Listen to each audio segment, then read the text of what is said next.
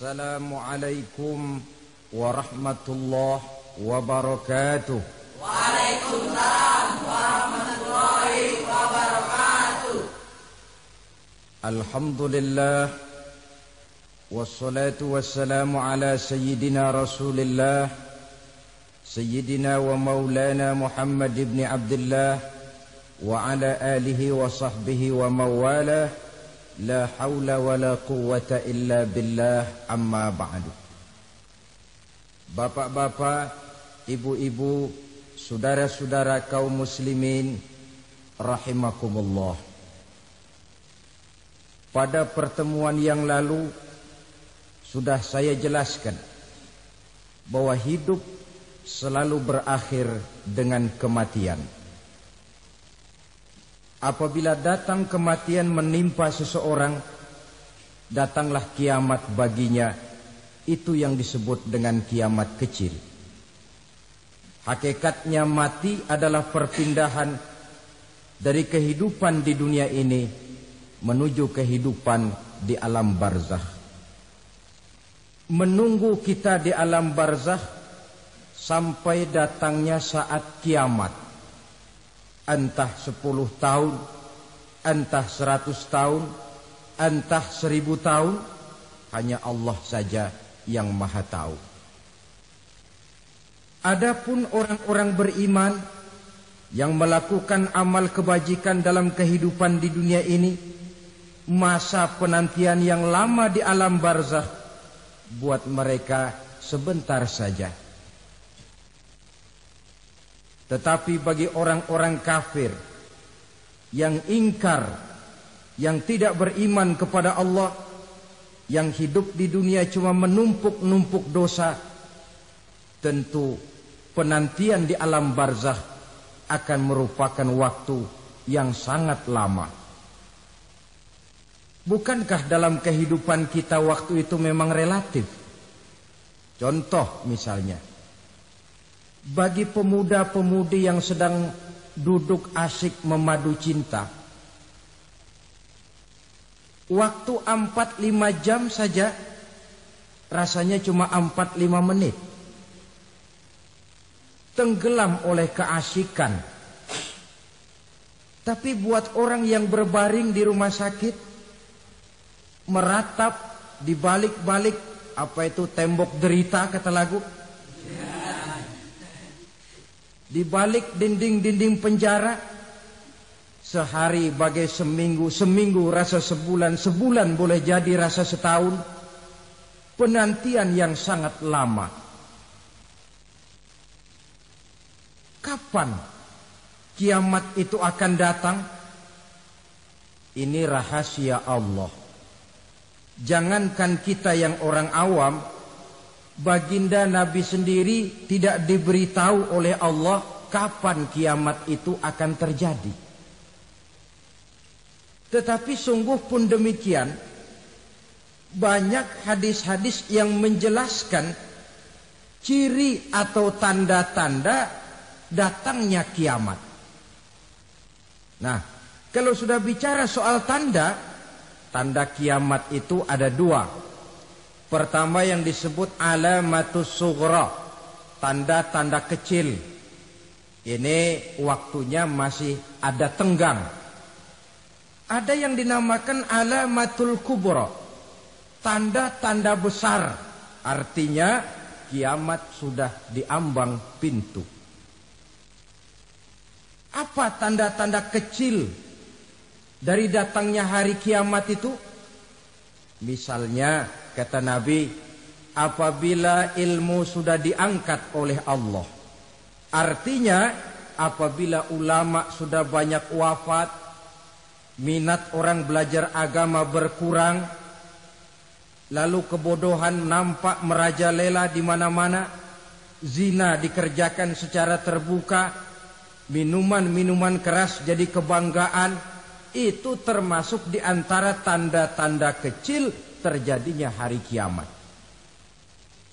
Apalagi misalnya iza waladatil ammatu rabbataha, apabila budak sudah melahirkan tuan. Apa maksudnya? Ada yang mentafsirkan apabila anak sudah bisa membudaki orang tuanya. Orang tua yang melahirkan dia, yang membesarkan dia, demi setelah si anak besar jadi orang berpangkat, bertitel, berharta, berkedudukan. Jadilah orang tua itu budaknya. Sehingga sering dibilang kalau orang tua kaya, anak jadi raja. Tapi kalau anak yang kaya, orang tua sering jadi budak. Apalagi munculnya fitnah yang bergelombang, timbul perang antara dua bangsa yang besar, waktu berjalan terasa sangat pendek sekali. Itu merupakan tanda di antara tanda-tanda kiamat. Termasuk di dalamnya sulit membedakan mana laki, mana perempuan. Kan kalau tanda-tanda kayak begini sekarang sudah banyak kita lihat kan. Ulama banyak wafat, penggantinya sulit. Zina dikerjakan berterang-terangan, minuman keras jadi kebanggaan. Banyak anak membudaki orang tuanya, sulit membedakan mana laki, mana perempuan. Kadang-kadang dari belakang kita lihat perempuan benar, begitu kita colek nengok jenggotan.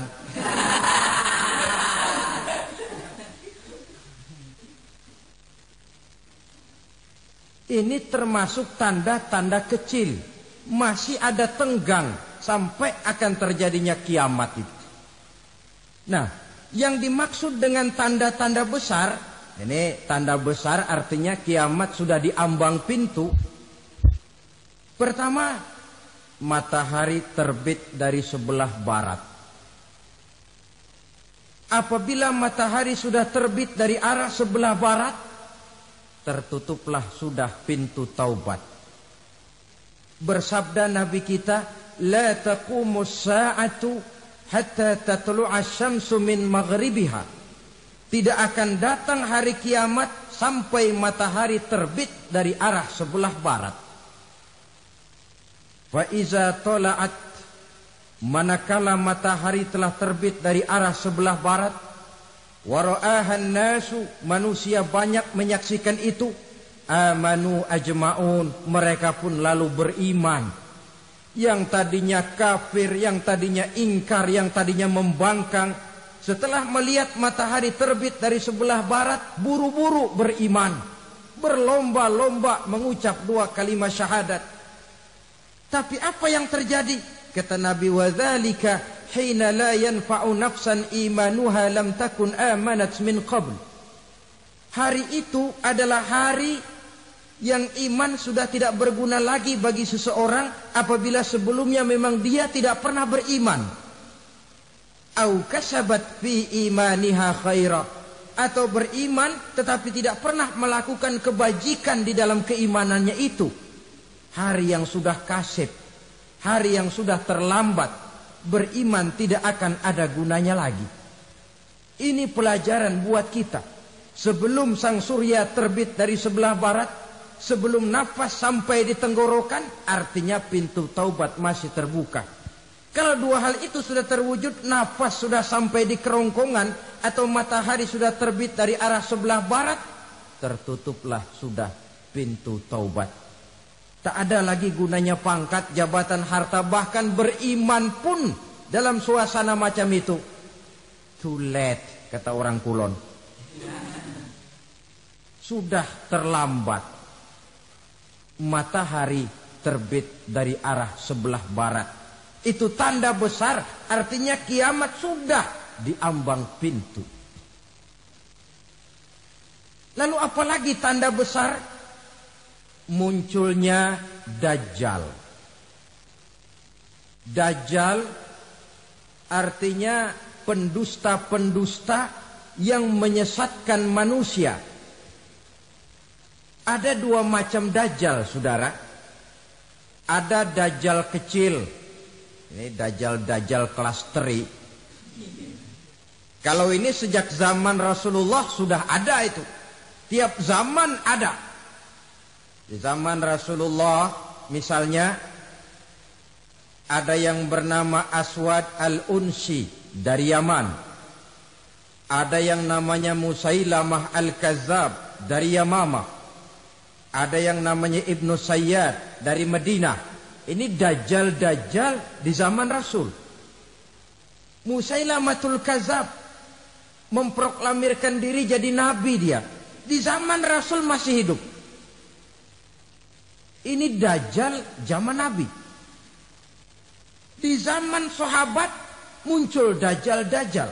Di zaman kita sekarang ini dajjal-dajjal pun gentayangan. Dajjal-dajjal kelas teri. Kerjanya mendustakan manusia, menyesatkan manusia, memalingkan manusia dari jalan yang benar dan diridhoi oleh Allah Subhanahu wa taala. Adapun yang merupakan tanda besar dari datangnya kiamat, dajjal-dajjal kelas kakap. Pembohong-pembohong besar yang menyesatkan masyarakat manusia berpaling dari jalan Allah mengikuti jalan mereka. Apa sih ciri dajjal itu? Kata Nabi dalam hadis Bukhari Muslim, "Innad dajjala", sesungguhnya yang namanya dajjal itu yakhruju, satu saat akan muncul mendekati hari kiamat. Wa inna ma'ahu ma'an, si dajjal ini membawa air. Wa naran, dan juga membawa api. Dua simbol. Di tangan yang satu dia bawa air, di tangan yang satu dia bawa api. Wa ammal ladzi yarahu an-nasu ma'an fanarun. Adapun yang orang banyak lihat air, hakikatnya adalah api. Yang dilihat api, hakikatnya adalah air. Oleh sebab itu, kalau api yang ditawarkan, ambillah air. Kalau air yang ditawarkan, pilihlah api. Maksudnya apa ini? Ini bahasa simbol, saudara-saudara. Dajjal bicaranya seolah-olah untuk kepentingan manusia. Menawarkan surga. Surga yang dia tawarkan hakikatnya neraka. Hai manusia, kalau kau mau bahagia, jangan dekat-dekat dengan agama. Solat itu tidak efektif dan efisien, tidak produktif dari segi ekonomi itu. Menghadiri majelis taklim cuma buang-buang waktu.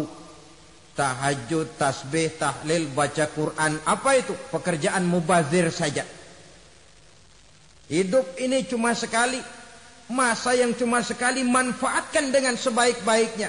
Mumpung, dibawanya sifat mumpung tetapi dalam pengertian yang sangat negatif.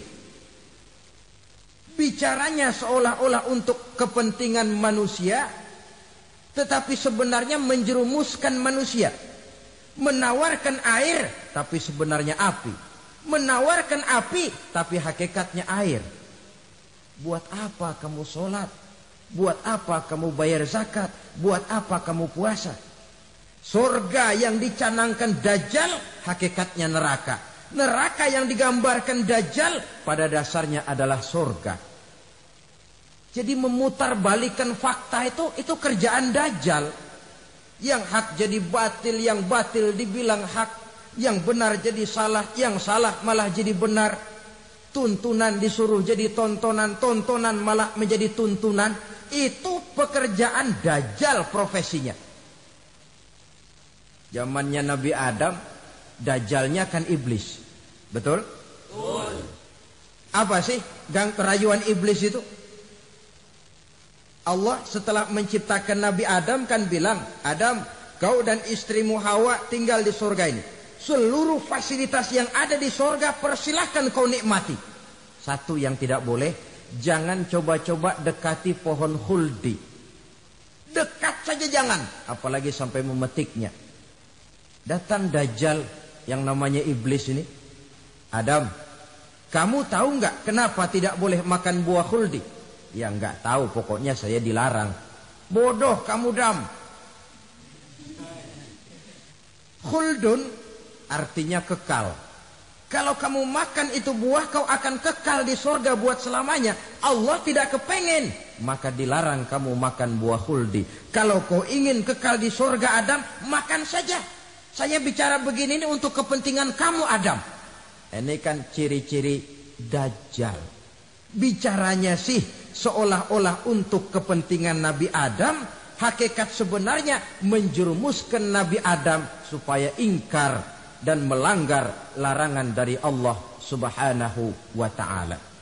Jadi setelah muncul Dajjal, timbul kekacauan-kekacauan di masyarakat. Banyak yang terpengaruh, terpedaya dan terpesona.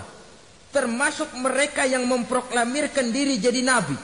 Mereka yang memproklamirkan diri jadi rasul di zaman sesudah Rasulullah wafat. Itu adalah Dajjal. Maka saya ingatkan, kalau di zaman kita sekarang ini ada orang ngaku jadi nabi, ada orang ngaku jadi rasul, biar bahasa Arabnya kental, Quran hafal, hadis ribuan hadis hafal, biar pakai serban sampai menyengser ke tanah, bahasa Arabnya fasih, tapi dia mengaku jadi nabi, jadi rasul. Kita umat Islam wajib tidak percaya. Wajib untuk tidak percaya. Itulah Dajjal zaman kita sekarang ini. Tidak mustahil mereka datang mempengaruhi orang awam supaya berpaling dari Rasulullah, mengikuti mereka. Nah, di akhir zaman nanti, mendekati hari kiamat, Dajjal ini muncul. Dajjal kelas kakap, menyesatkan masyarakat manusia untuk berpaling dari Islam, mengikuti seruan mereka. Apalagi di antara datangnya kiamat itu, tanda yang besar itu, turunnya Nabiullah Isa Al-Masih, putra Maryam. Menurut berbagai hadis yang sahih, Nabi Isa Al-Masih nanti akan turun lagi. Tidak membawa risalah yang baru, tapi meluruskan risalah Islam ini yang telah banyak ditinggalkan oleh masyarakat. Bahkan ada hadis menjelaskan beliau akan membunuh Nabi, mematahkan kayu-kayu salib, lalu melaksanakan haji dan umrah mengikuti syariat Nabi Muhammad, bukan membawa agama baru. Menjadi semacam mujaddid, reformer, menyelamatkan manusia dari bisikan Dajjal. Bahkan ada riwayat yang menjelaskan bahwa Nabi Isa berhasil mengalahkan Dajjal, mengembalikan masyarakat manusia kembali kepada ajaran Islam yang datang dari Allah, dibawa oleh Rasulullah sallallahu alaihi wasallam. Dengan kata lain, turunnya Nabi Isa bukan sebagai nabi dan rasul baru, tetapi mengikuti syariat Nabi kita Muhammad sallallahu alaihi wasallam. Saudara hadirin, ibu-ibu hadirat yang saya hormati, kemudian apalagi di antara tanda-tanda besar akan datangnya kiamat itu? Keluarnya asap atau awan. Kata Nabi, inna min asratis sa'ah dukhanan yamla'u ma bainal masyriqi wal maghrib. Di antara tanda-tanda kiamat, munculnya awan antara langit dan bumi. Ini pun diperkuat dalam surah Ad-Dukhan ayat 10. Fartaqib yawma ta'ti as-sama' bidukhanin mubin fayughshan nas hadza azabun alim. Bagi orang-orang yang beriman, mereka biasa-biasa saja. Tapi bagi orang kufur, datangnya asap dan awan ini merupakan azab yang kelewat pedih. Barangkali sedikit mendekati gambaran tentang azab yang pedih ini, saya ingatkan alam pikiran kita kepada peristiwa yang belum lama terjadi. Pernah dengar berita bocornya reaktor nuklir di Chernobyl, Uni Soviet? Pernah dengar? Nah, bocornya reaktor nuklir di Chernobyl yang mengakibatkan ratusan bahkan sangat mungkin ribuan nyawa. Cuma satu reaktor. Bagaimana kalau seluruh cadangan nuklir yang dimiliki oleh para negara adikuasa ini diledakkan? Bahkan yang konon menurut catatan cadangan nuklir yang dimiliki bersama oleh Amerika dan Rusia sekarang ini sudah sanggup memusnahkan 6 miliar manusia. 1,5 kali lebih banyak dari jumlah manusia yang nongkrong di permukaan bumi ini. Saudara-saudara hadirin yang saya hormati, lalu saat mendekati hari kiamat, apalagi tandanya? Setelah Nabi Isa wafat, pada saat turunnya yang kedua kali, lalu Allah meniupkan angin sejuk. Semua orang-orang beriman, orang-orang baik wafat. Sehingga penghuni bumi ini cuma tinggal lagi terdiri dari orang-orang kafir. Tidak ada lagi di bumi ini yang bisa mengucapkan Allah. Sehingga dalam hadis qudsi itu ada keterangan, Innallaha azza wa jalla yaqulu li Israfil. Allah pernah pesan kepada malaikat Israfil. Kata Allah, Israfil, Iza sami'ta qailan yaqul Allah, Allah, fa akhirin nafah 40 sanatan ikraman liqailiha. Hai Israfil, apabila kau dengar di permukaan bumi masih banyak orang yang mengucapkan Allah, Allah, maka tunda sangkakala kiamat itu 40 tahun. Untuk apa? Ikraman liqailiha, menghormati orang yang mengucapkan Allah, Allah itu. Wah, jadi karena sekarang masih banyak yang mengucapkan Allah, besar hatilah kita, masih jauh kiamat itu. Tapi jangan lupa, kiamat pribadi, kiamat kecil itu yang gak kita sangka-sangka. Ajal datang mencabut nyawa, itu kiamat pribadi. Dan itu yang pasti kita hadapi. Dan itu yang membuat kita tidak boleh bersikap main-main di dalam kehidupan sekarang ini. Saudara hadirin yang saya hormati, tidak ada lagi orang-orang muslim. Seluruh penduduk dunia ini kafir. Lalu terciptalah struktur sosial yang berlandaskan prinsip hidup semau gue. Bakal terjadilah prinsip di mana yang kaya menyantap yang miskin, yang kuat menindas yang lemah. Hidup sudah bagaikan di rimba belantara. Berlaku hukum rimba, siapa yang kuat dia yang menang, siapa yang lemah menjadi mangsa. Timbul kekacauan, maksiat merajalela, munkarat menjadi-jadi. Sehingga isi bumi ini penuh dengan segala macam perbuatan dosa. Tidak ada perlunya lagi alam diperpanjang temponya.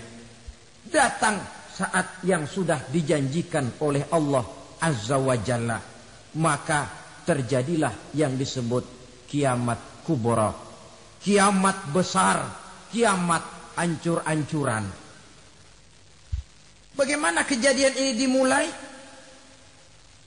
Dalam surah Az-Zumar ayat 68, Allah Subhanahu wa taala berfirman, "Wa nufikha fis-suri fasa'iqa man fis samawati wa man fil ardi illa man sya'allahu." Maka manakala ditiuplah sangkakala, terkejutlah seluruh yang ada di langit dan seluruh yang ada di bumi. Bila saat kiamat datang, Allah perintah malaikat Israfil, Israfil, tiup sangkakalamu. Ditiuplah sangkakala oleh malaikat Israfil. Yang akibat daripada tiupan itu, seluruh yang ada di langit, seluruh yang ada di permukaan bumi terkejut. Yang ada di langit siapa? Malaikat kan. Bayangin aja kalau malaikat kaget, apalagi kita. Terkejut seluruh makhluk yang ada di bumi, yang ada di langit mendengar suara sangkakala itu. Bunyinya tidak sanggup kita bayangkan dahsyatnya. Ledakan nuklir, ledakan neutron, belum apa-apa ketimbang bunyi sangkakala malaikat Israfil ini. Nah, lalu mendengar bunyi sangkakala ini, gemparlah makhluk, kacaulah alam. Bumi gempa, planet-planet bertabrakan, gunung meletus, air laut tumpah ke darat, angin topan bertiup, halilintar menyambar. Lalu semua yang bernama hidup mati total. Mati bareng tanpa persiapan. La haula wala quwata illa billah. Saya kadang-kadang dalam tafakur bermohon, ya Allah, mudah-mudahan saya enggak nemuin kiamat beneran. Ngeri. Tidak bisa kita bayangkan macam apa suasana seperti itu. Allah saja banyak memberikan gambaran, misalnya Al-Qari'ah, wa mal qari'ah, wa ma adraka mal qari'ah. Kejadian yang menggemparkan. Tahukah kamu apa kejadian yang menggemparkan itu? Yauma yakunun nasu kal farasil mabsus wa takunul jibalu kal ihnil manfus. Pada saat itu manusia berterbangan bagai kupu-kupu. Gunung berterbangan seperti kapas ditiup angin. Gunung saja macam kapas, konon lagi manusia. Kematian total, mulai semut sampai gajah mati, jin mati, iblis mati, malaikat mati. Malaikat saja mati. Saudara hadirin yang saya hormati, kematian total yang tanpa persiapan. Orang bilang, Pak, kalau mati bareng begitu yang repot malaikat maut dong ya. Cabut sana, cabut sini. Itu kalau menurut logika kita. Mestinya begitu menurut logika. Tapi logika juga yang nggak perlu serepot itu. Sebab untuk mematikan listrik di wilayah DKI, di wilayah Jakarta, nggak perlu tiap rumah didatengin, matiin, ya lama. Cukup dari kantor pusatnya saja PLN tekan satu tombol, gelaplah seluruh Jakarta. Saudara hadirin yang saya hormati, kematian total. Lalu setelah kematian total, planet-planet juga mati, dalam arti tidak bergerak dan beredar. Angin mati, dalam arti tidak bertiup. Air mati, dalam arti tidak ada riak gelombang. Pokoknya semua mati. Kullu nafsin za'iqatul maut. Semua yang bernafas mati. Dalam ayat lain, kullu man 'alaiha fan. Semua yang ada di permukaan bumi fana. Yang kekal cuma Allah Subhanahu wa ta'ala. Yang paling belakang mati, malaikat maut dan malaikat Israfil. Tapi mati juga sesuai dengan janji Allah. 40 lamanya. Tidak dijelaskan oleh Abi Hurairah 40 jam, apa 40 hari, apa 40 tahun. Hadis-hadis cuma menyebutkan 40 saja. Sunyi alam. Yang tinggal cuma Allah saja lagi. Ketika itu Allah berseru-seru, katanya, limanil mulkul yauma. Siapa para penguasa hari ini? Mana itu raja-raja dan penguasa yang dulu mengaku jadi Tuhan? Fir'aun. Mana Fir'aun sekarang? Yang dulu jadi raja, merasa berhasil, sombong, lalu tidak mau turun-turun dari kekuasaannya, sampai kepada puncak kekurang ajarannya mengangkat diri jadi Tuhan. Mana itu Fir'aun? Namrus. Mana sekarang Namrus? La ilaha illa ana. Ternyata tidak ada Tuhan lain selain daripada aku, kata Allah. Proses kemudian, saudara-saudara, turunlah hujan dari langit. 40 lamanya. hujan itu. Tidak jelas juga 40 jam apa 40 hari. Setelah air turun membasahi, datanglah tiupan sangkakala yang kedua. Semua yang bernama mati bangkit dari kuburnya masing-masing. Ini yang disebut Yaumul Ba'thi, hari kebangkitan. Allahu Akbar. Pada saat kita bangkit dari kubur kita masing-masing, kumpul di padang mahsyar namanya. Bayangin aja, saya sendiri nggak sanggup bayangin. Manusia sejak zaman Adam sampai zaman kiamat kumpul bareng di tempat sama. Berapa banyaknya itu?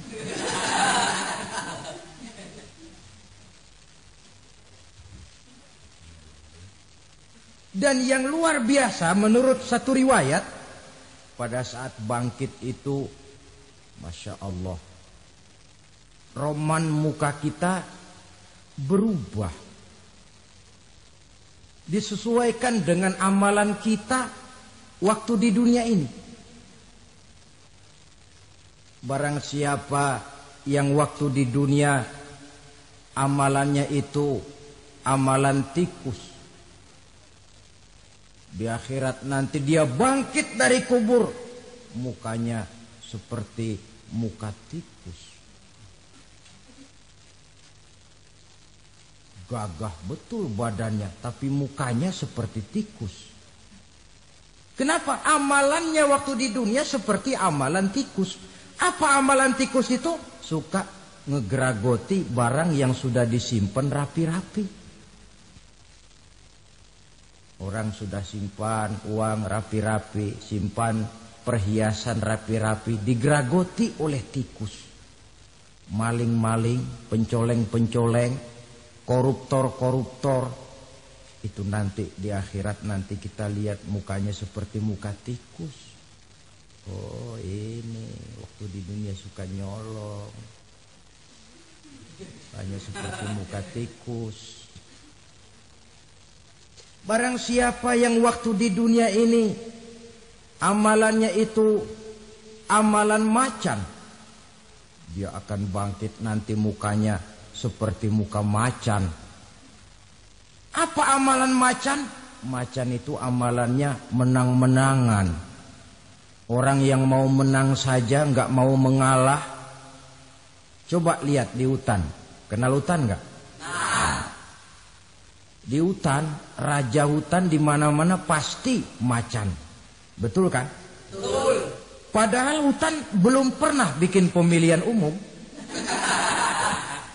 Tapi macan tidak peduli ada pemilihan umum apa tidak, pokok saya raja. Sebab apa? Macan jadi raja itu bukan karena benar, tapi karena kuat jadi raja. Setelah dia jadi raja, rakyat hutan yang mesti dilindungi malah dimakan oleh raja macan. Kambing rakyat hutan dimakan oleh macan. Ayam rakyat hutan dimakan oleh macan. Itu nanti kita lihat di akhirat itu mukanya seperti muka macan, gagah betul. Lalu barang siapa yang di dunia ini amalannya itu seperti amalan anjing, nanti dia punya muka seperti muka anjing. Apa amalan anjing? Pertama, anjing itu kalau disuruh jaga rumah, dia tidak bisa membedakan mana maling, mana tamu. Biar yang datang maling, kalau bawa tulang, anjing kalem. Yang kedua, anjing itu akan setia kepada siapa saja yang memberinya roti. Siapa yang memberinya roti, itulah majikannya. Apa kata majikannya, pasti dia laksanakan. Soal benar atau salah, dia tidak peduli. Setelah anjing dapat roti, dia tidak punya pilihan lain kecuali bilang, abdi mah kumaha juragan wae ayeuna mah.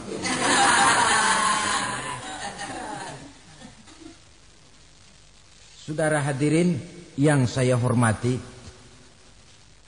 berkumpul di padang mahsyar, tiap orang sibuk dengan persoalannya masing-masing. Matahari waktu itu didekatkan oleh Allah. panas luar biasa. Ada yang saking panasnya itu mencucurkan peluh keringat sampai sebatas mata kakinya. Ada yang keringatnya sampai sedengkulnya. Ada yang keringatnya sampai sepusatnya. Ada yang keringatnya mengalir sampai sebahunya. Ada yang kelelap oleh keringatnya sendiri. Sementara orang di sampingnya enggak apa-apa. Bergantung lagi amalan dia waktu di dunia ini. Saudara-saudara, sebagian orang dalam kepanikan padang mahsyar berombong-rombong datang mereka menghadap Nabi Adam. Ya Adam, anta abal bashar. Hai Adam, Tuhan adalah bapak moyang manusia. Kami sebentar lagi akan disidang, dimintakan pertanggungan jawab. Tolonglah kami, hai Adam. Kata Nabi Adam, jangankan nolongin sampean, saya sendiri tanggung jawab di hadapan Allah ketika dulu tidak boleh makan khuldi, saya serobot. Sudahlah, urus diri masing-masing saja, nafsi. Begitu kata Nabi Nuh, begitu kata Nabi Ibrahim. Tiap orang bertanggung jawab sendiri-sendiri. Ketika itulah saudara-saudara, nikmatnya menjadi umat Nabi besar Muhammad sallallahu alaihi wasallam.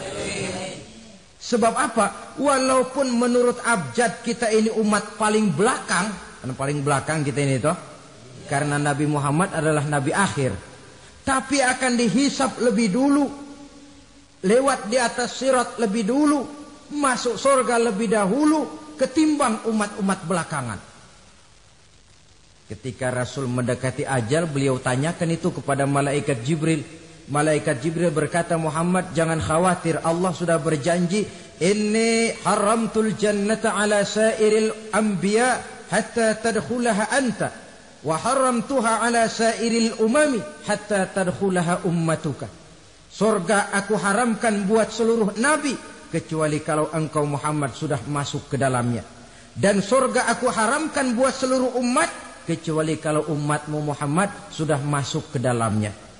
Logikanya, walaupun menurut abjad kita umat paling belakang, bakal dihisab paling dulu, lewat di atas sirat paling dulu, masuk surga paling dulu, kalau mampir ke neraka juga paling dulu. Ya resiko. Jangan mau enaknya aja paling dulu.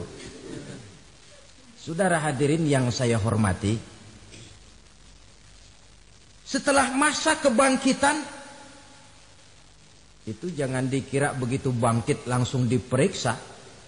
Masih menunggu menanti ribuan tahun perhitungan padang mahsyar untuk sampai kepada proses yang disebut yaumul hisab, hari perhitungan. Seorang demi seorang bakal dipanggil. Bayangkan saja, kita se-RT saja di absen, kadang-kadang perlu waktu lama. Ini manusia sejak zaman Nabi Adam sampai datang hari kiamat, satu demi satu disidang di hadapan Qadhi Rabbul Jalil. Status sosial copot sudah waktu itu. Yang pernah jadi hartawan di situ tidak lagi kelihatan kehartawanannya. Yang pernah jadi jenderal tidak lagi dipanggil jenderalnya. Yang ustadz tidak lagi dipanggil al-mukarramnya. Seluruh status sosial selesai. Dipanggillah kita seorang demi seorang menghadap Qadhi Rabbul Jalil. Bagaimana proses penghisaban itu? Pertama proses tanya jawab. Di antaranya ada hadis menyatakan, lan tazula qadama 'abdin yaumal qiyamah hatta yus'ala an arba'i khisalin. Besok di hari kiamat tidak akan bergeser telapak kaki seorang hamba sampai dia ditanya lebih dulu tentang 4 persoalan. Tentang ilmunya. Kemana ilmu itu diamalkan? Tentang umurnya. Di mana umur itu dihabiskan? Tentang masa mudanya. Kemana masa muda itu dipakai? Tentang hartanya. dari mana harta itu didapat dan kemana harta itu dibelanjakan. Ini termasuk proses tanya jawab. Jadi kalau istilah pengadilan dunia, nama Fulan bin Fulan. Kamu waktu di dunia diberikan umur panjang untuk apa? Pernah mengalami masa muda, kemana kau habiskan masa remajamu? Kau diamanahkan ilmu, dengan apa ilmumu kau amalkan? Kau diberikan harta, dari mana harta kau dapat, kemana kau belanjakan? Tak seorang pun yang bisa mungkir. Sebab apa? Dikala itu yang menjadi saksi bukan orang. Yang menjadi saksi adalah seluruh anggota badan kita. Tangan bicara, kaki jadi saksi terhadap seluruh amalan yang pernah kita kerjakan pada saat kehidupan di alam dunia ini. Selesai proses tanya jawab, lalu diperlihatkan buku catatan kita waktu hidup di dunia ini. Jangan lupa Allah itu menyiapkan 2 superkomputer kepada kita. Sebelah ditempelin sebelah kanan, yang sebelah tempelin di sebelah kiri. Komputer itu namanya Raqib dan Atid. 2 malaikat yang apabila baik kita lakukan, refleks saja akan menulis kebajikan kita. Jahat kita kerjakan akan tertulis. Catatan itu nanti diperlihatkan kepada kita. Waduh, alangkah malunya pada saat diperlihatkan catatan kita, buku rapot kita merah melulu. Barangkali diperiksa sambil diomelin, brengsek lo. Buku merah melulu begini bagaimana waktu hidup di dunia? Tidak cukup diperlihatkan buku catatan kehidupan, rekaman kehidupan. Rekaman kehidupan kita secara utuh sejak terlahir sampai ajal datang merenggut nyawa. Barangkali mirip dengan video sekarang ini, di mana terekam dengan baik seluruh kegiatan kita sejak yang sekecil-kecilnya sampai kepada yang sebesar-besarnya. Untuk kemudian kita pun menerima balasan. In khairan fa khairun wa in syarran fa syarrun. Kalau baik ya baik balasannya, kalau jahat ya jahat juga balasannya. Catatan-catatan kita diberikan. Kalau banyak kebajikannya diberikan di tangan kanan dengan cara yang halus. Kalau banyak kejahatannya diberikan dari sebelah kiri atau dilempar dari belakang. Itulah sebabnya sejak di dunia ini kita sudah mohon kepada Allah. Ketika berwudu membasuh tangan kanan, apa kita bilang? Allahumma a'tini kitabi biyamini wa hasibni hisaban yasira. Ya Allah, berikan saya kitab di tangan kanan, dan kalau saya memang perlu dihisap, hisaplah saya yang seringan-ringannya. Tangan kiri berlindung kita kepada Allah. Jangan sampai diberikan kitab di tangan kiri atau dari arah sebelah belakang.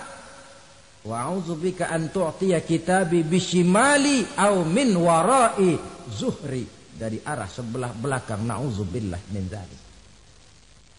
Setelah selesai lewat proses penghisaban, lewat mizan, timbangan, maka yang sudah selesai dihisab itu bergeraklah menuju sirat, jembatan yang terbentang menuju surga melalui neraka.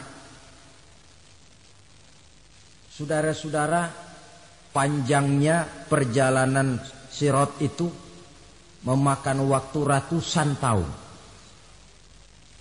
Tetapi orang yang lewat di atas sirat pun macam-macam, bergantung amalannya ketika di dunia ini. Ada yang lewat di atas sirat itu kal barkil khatib, seperti kilat yang menyambar, lep, sudah sampai dia di surga. Cepat bukan main. Ada yang lewat di atas sirat itu seperti orang lari-lari. Ada yang lewat di atas sirat itu seperti orang jalan biasa. Ada yang sambil merangkak, ada yang sambil ngesor, ada yang sambil gelayutan, Ada yang selamat sampai ke ujung ke surga. Ada yang tergelincir jatuh masuk ke dalam neraka. Bergantung amalannya dalam kehidupan di dunia sekarang ini. Tiap kita akan melewati yang namanya sirat ini. Saudara-saudara kaum muslimin yang saya hormati.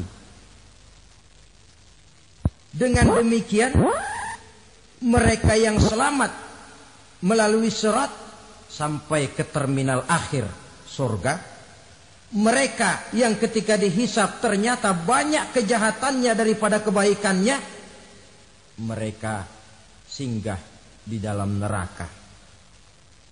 Nah, adapun orang-orang yang beriman menurut ayat Quran dan hadis Nabi itu nanti ada bermacam-macam. Ada orang beriman itu yang dimasukkan surga. Ada orang beriman itu yang dimasukkan ke dalam surga. Ada orang beriman itu yang disebut penduduk surga. Kenapa lain-lain, Pak? Karena waktu di dunia amalannya juga lain-lain. Ada orang beriman yang masuk surga. Ini paling murah tiketnya. Mau masuk surga? Kata Nabi begini, ma min abdin qala la ilaha illallah thumma mata ala dhalik illa dakhalal jannah. Kalau seorang hamba sudah mengucap 2 kalimat syahadat, dia yakin dengan kebenaran kalimat itu sampai matinya, orang itu akan masuk surga. Abi Dzar yang waktu itu diajak bicara heran, ya Rasul kok gampang betul? Iya. Walaupun orang itu mencuri, iya. Walaupun orang itu berzina, iya. Biar dia mencuri, biar dia berzina, kalau dia sudah mengucap 2 kalimat syahadat, dia yakin dengan kebenaran kalimat itu sampai matinya, itu orang akan masuk surga.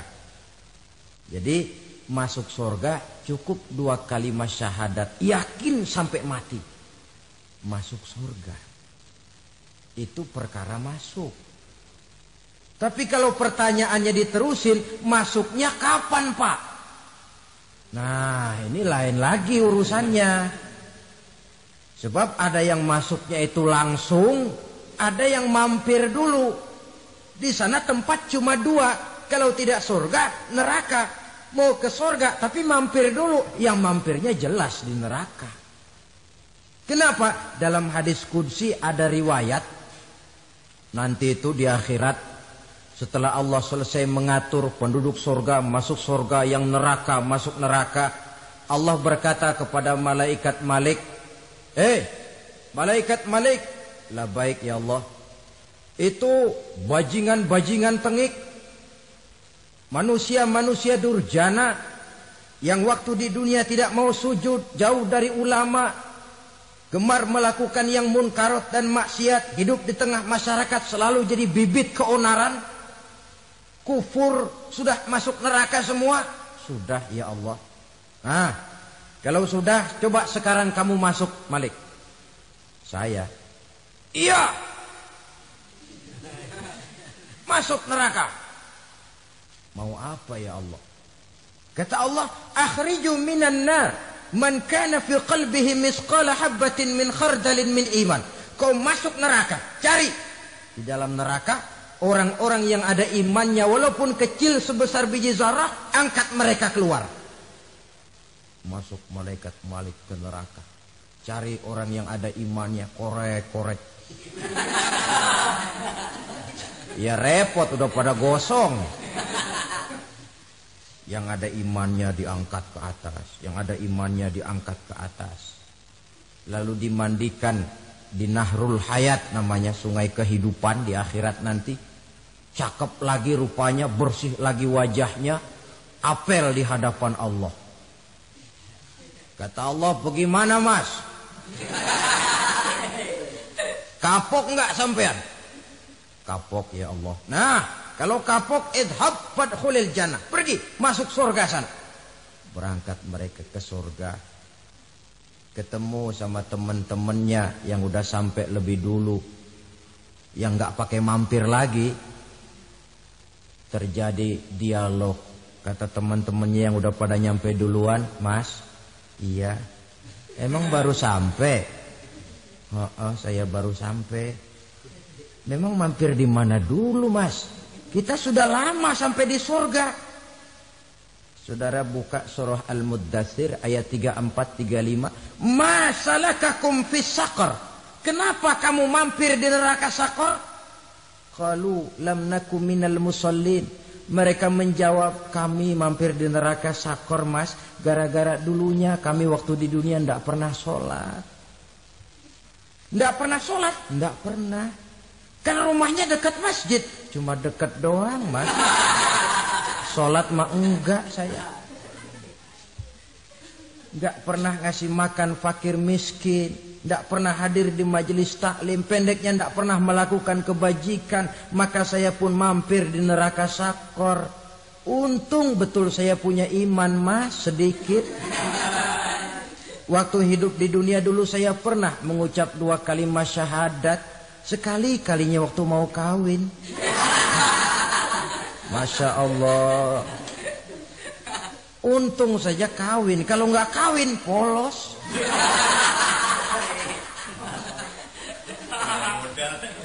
Itu juga pengulu sudah setengah mati ngajarin. Asyhadu alla, asyaduaan, asyaduaan.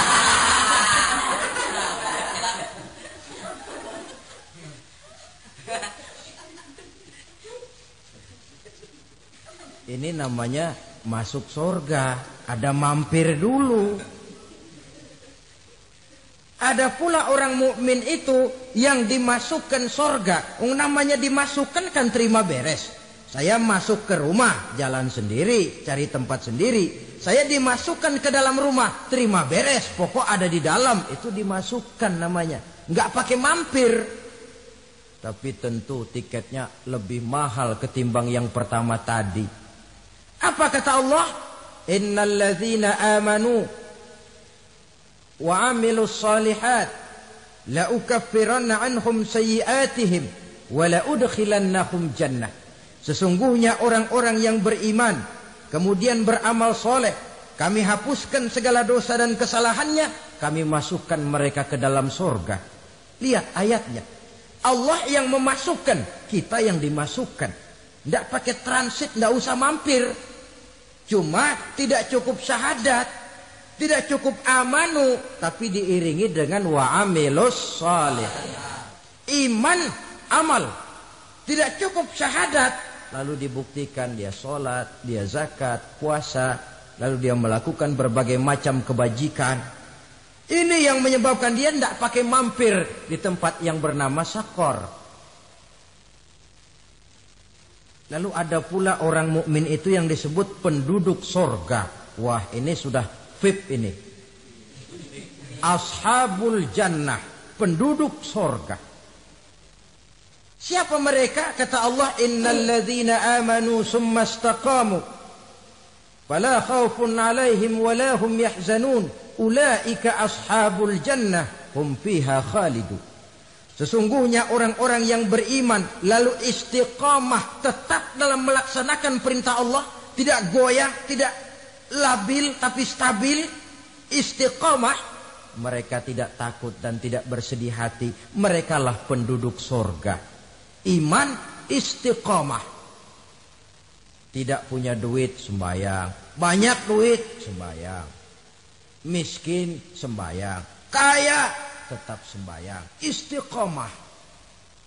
Kadang orang kalau susah, rajin ke masjid. Banyak duitnya, ngelihat masjid melengos. Waktu miskin hamba Allah, setelah kaya jadi hamba harta. Bergeser, tidak ada nilai istiqomahnya. Saudara-saudara, dengan begitu penduduk neraka itu dua. Ada penduduk permanen, ada penduduk yang semi permanen. Yang semi permanen orang-orang beriman yang mempunyai dosa besar. Mereka masuk ke neraka untuk menerima azab sesuai dengan dosanya. Bila selesai masa azab itu, mereka akan diangkat untuk ditempatkan kembali ke dalam surganya Allah Subhanahu wa ta'ala.